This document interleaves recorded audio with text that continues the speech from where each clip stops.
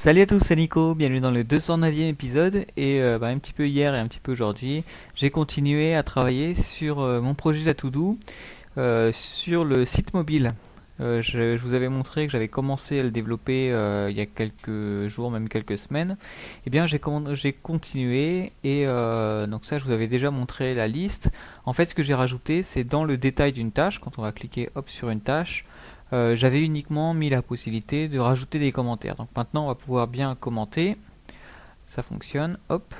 On va pouvoir également supprimer le commentaire. Donc ça, il faut avoir les mêmes droits que pour l'application, que pour le site standard. Hop, je clique sur supprimer.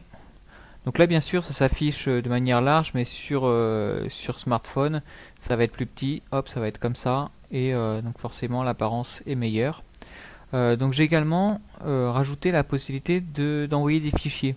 Alors même si je sais que sur par exemple iPhone, c'est une fonctionnalité qui n'existe pas, on ne peut pas uploader de fichiers à partir enfin à ma connaissance, on ne peut pas envoyer de fichiers à partir d'iPhone, peut-être avec des navigateurs alternatifs.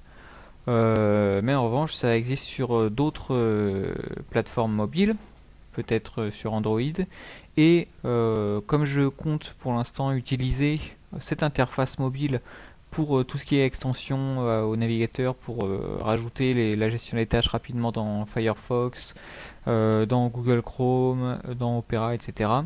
Eh bien, c'est une fonctionnalité qui peut être pratique pour ajouter rapidement des fichiers, pour attacher des fichiers à nos tâches.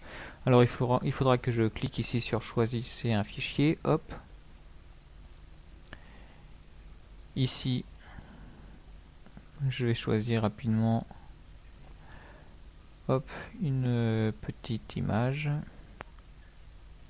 Voilà, hop, et je clique sur envoyer le fichier. Et là, le fichier va être ajouté. J'ai bien un fichier qui est affiché ici, et je peux ensuite le supprimer. Voilà. Donc j'ai travaillé là-dessus et également j'ai commencé à prendre en compte la modification d'une tâche. Donc on clique sur modifier, on arrive sur la même interface que celle qui nous permet de rajouter une tâche. Donc avec toujours l'autocomplétion pour assigner facilement la tâche à quelqu'un, changer son projet, voilà. Donc ça c'est pas encore actif, il va falloir que quand on clique sur modifier la tâche, ça revienne à la page précédente. Donc non pas ici comme vous le voyez à la liste des tâches, mais sur le détail de la tâche. Pour voir bien que si on modifie la date, ça change bien ici, que l'intitulé change ou le projet, etc. Donc voilà pour le petit avancement, il reste encore du boulot, mais comme d'habitude je vous tiendrai au courant. Donc si vous trouvez des bugs encore sur l'interface mobile, pas la peine de les remonter. En revanche, si vous trouvez des bugs sur le site standard app.datoudou.com, à ce moment-là, vous pouvez me les remonter ici en cliquant sur Bugs et suggestions, ou bien si vous avez des suggestions, des propositions pour améliorer le tout. Donc je vous dis à bientôt pour un nouvel épisode. Allez, salut!